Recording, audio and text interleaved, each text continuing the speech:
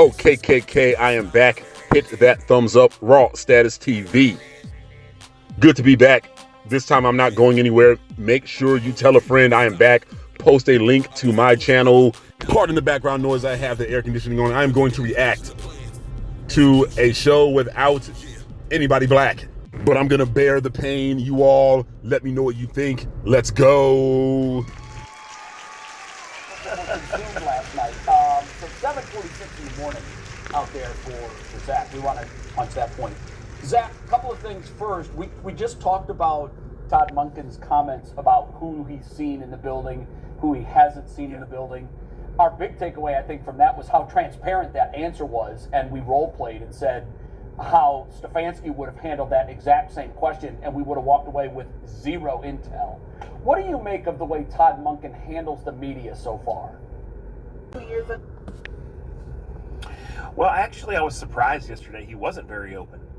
Really? By previous standards. Yeah, I thought his answers were short. I thought he seemed tired of talking about quarterbacks already, which I get. But Todd, when you sign up to coach Cleveland Browns, this is what you talk about every day of the year. So this whole already negative energy for new head coach Todd Monken. Do not forget to hit that thumbs up, subscribe, share, tell a friend. Raw Status TV is back.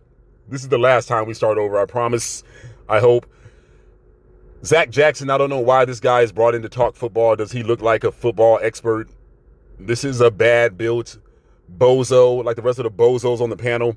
Usually if there's no G. Bush, no Earl, no Tyvis, I just don't tune in, but we're going to keep going. discussion about who's been in the building is completely overblown and absurd. There is no work going on in the building. Anybody that comes into the building is working completely on their own.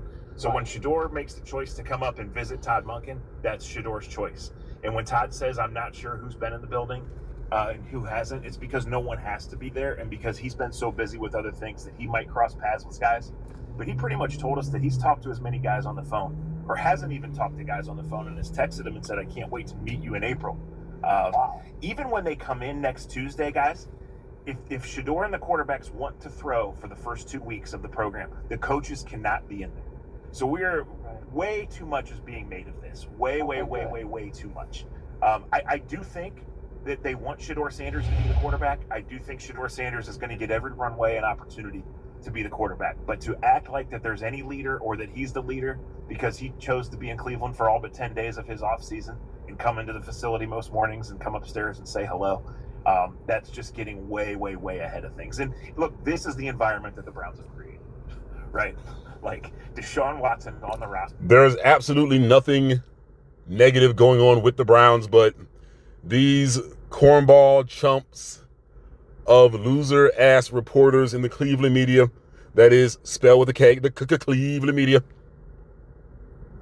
they want it to be that. So they can say that it's a dumpster fire. So they can say that, oh, nobody wants to come here. So they can keep on their parade of negative ignorance and hatred when it comes to the Cleveland Browns, in particular for the quarterback position. Why all the negative hatred about Todd Monken and Shedeur Sanders, knowing damn well they dapped up and did the bro hug? But they don't want to see that. They don't want to see positive energy. People that have a positive outlook on the future. Unless it's Dylan Gabriel or some other choice in Ty Simpson quarterbacking. Let's keep going. It is completely embarrassing and a joke. And everybody is reading into everything. Let's back that up a little bit. If Shedeur and the quarterbacks want to throw for the first 2 weeks of the program, the coaches cannot be in there. So we're way too much is being made of this. Way too much. I do think that they want Shedeur Sanders to be the quarterback. I do think Shedeur Sanders is going to get every runway and opportunity to be the quarterback. But to act like that there's any leader or that he's the leader because he chose to be in Cleveland for all but 10 days of his offseason and come into the facility most mornings and come upstairs and say hello, that's just getting way ahead of things. And look, this is the environment that the Browns have created, right? Like Deshaun Watson on the roster is completely embarrassing and a joke. And everybody is reading into everything. There's going to be a competition. And so he's not going to explain why that's embarrassing? Only to him and people that look like him, presumably. There's nothing embarrassing about Deshaun Watson. The only thing embarrassing is how he was treated in Houston before he was traded, or before the Browns picked him up, before he was traded to the Browns. The only thing embarrassing is the constant nonsense that we hear from the Cleveland media, which does not make any sense. You're talking about people that are supposedly Browns fans that have all this negative energy for the Browns. They want to see the Browns not do well so they can continue to get their views from the haters out there. Let's keep going. It's going to start next week, but it hasn't really started at all. And we're jumping way to conclusions 3, 4, 5 months before we get any real answers on it. You say it's a joke that he's on the roster. Do you?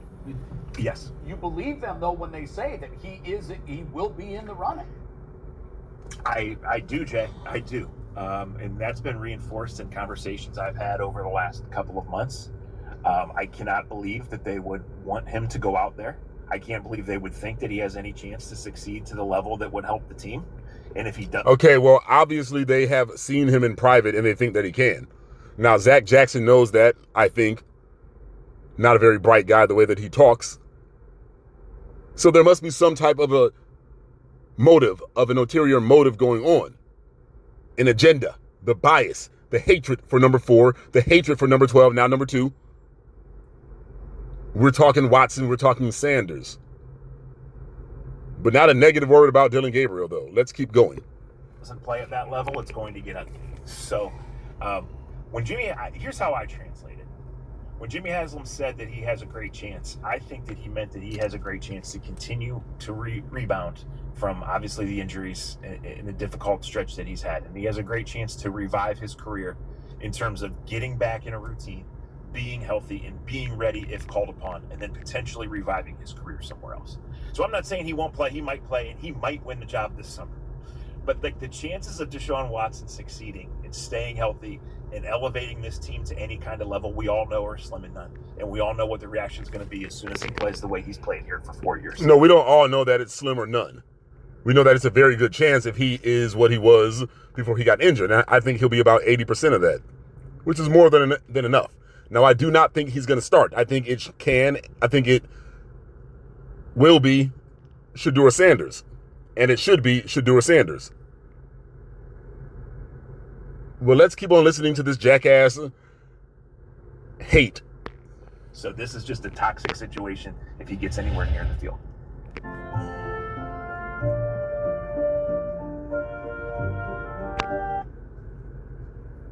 Zach, a year ago at those owners' meetings, they said swing and a miss about Deshaun Watson, and it's kind of signaled to a lot of us the beginning of the end of his tenure with the Browns. Their comments this year, were you surprised that they kind of doubled back on that and they're speaking so positively about him at this point? No, I wasn't really surprised because he's on the team. So what are you going to say? You know, and I'm sure that the Haslams and Watson have talked about that. That was an accurate comment. It is what it is. In Deshaun, they had to clear $35 million in cap space, so they had to restructure Deshaun's contract. He has to be on the team. The contract at this point is untradeable, unmovable. They would have taken an $80 million cap hit to move on from him. So he's there and he has a chance. I have thought all along that there's no way a first-year coach would want to go to battle with this quarterback group. That they are going to battle with this quarterback group says that a first-year coach would love to go to battle with Deshaun Watson and Shedeur Sanders. Now, I'm going to read this. This is from Florida Votes. This is in the comment section on YouTube. I'm pretty sure if anonymous sources told them that Dillon was there kicking it with the coach and the other players and Sanders were nowhere to be found, I'm pretty sure it would have been a big deal. Dan, if it was an anonymous source, it was a big deal. So they're trying to downplay Shedeur Sanders and him being focused this off season. Meanwhile, nobody can find Dillon Gabriel, but that's okay with them. Why? Well, it's the complexion for the protection. These suspected white supremacists have a problem with a black quarterback. Let's not ever lose sight of the truth. There is at least some hope for Shedeur Sanders, and it says that it's all about the future. And obviously the most direct way out of this situation is for Shedeur to be a hit. And I don't think anybody knows right now. I do think there is some intrigue, some interest, some confidence in Shedeur, but it really does start over the next few months. That mini camp, the week of the draft, is going to be the first time that the coaches are even allowed to see these guys throw. So what was said about who was there, I mean, Todd was really clear. He met with Deshaun one time, that's it. So it all begins next week when they can have meetings, when they can be around their teammates, and there can be some... So these guys do not have the access that they used to have with Kevin Stefanski, and that's why they are upset. They don't know a damn thing. He is guessing. He's lying, allegedly. This guy and the other dudes on the panel, the other haters, are mad because their boy, that little engine that couldn't, and Kevin Stefanski, is not around anymore. Thank God. Let's go. Coaching, but there's not going to be football activity for at least 2 weeks. And then after that, it's only drill work. Like, the OTAs don't start until like around May 20th, right? And so on April 1st, that's a long, long way away.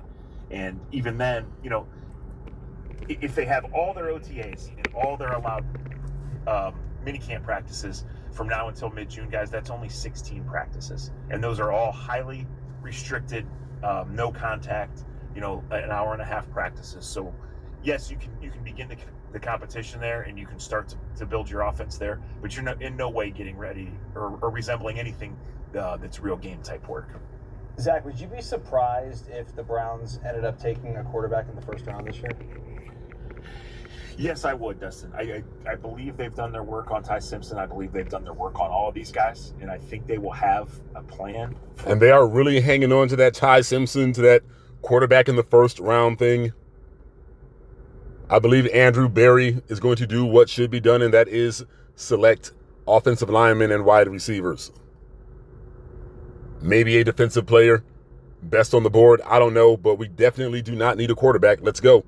Or if Ty Simpson was to fall to a certain point, or if the beginning of their draft goes a certain way. But my fairly strong feel right now is they're going to draft a mid-round developmental quarterback. That Ty Simpson is going to go somewhere that's just ahead of their tastes and their situation. You know, because if you draft him at 24 or even at 28 in the 30s, like that's a pretty strong commitment. It's more than a mild commitment, I should say. So I think it'll be more of a developmental guy to be in the mix. And they want to win games this year. They want to be better. They want this offense, and they believe. I mean, I think one of the actual strongest comments was Todd Monken saying, I have built an elite offensive staff. So they think they're going to see progress. They genuinely, I think, don't know who the quarterback is going to be. But the reality is this team is playing for probably a couple of years down the road. And we're entering a period here, especially with this Myles Garrett contract adjustment going back to September, that the next 4 or 5 months, totally blank slate in some ways on where this thing can go. Zach, you bring up Myles. I'd like to get your take on some of the news around him over the last couple of days. Here we go.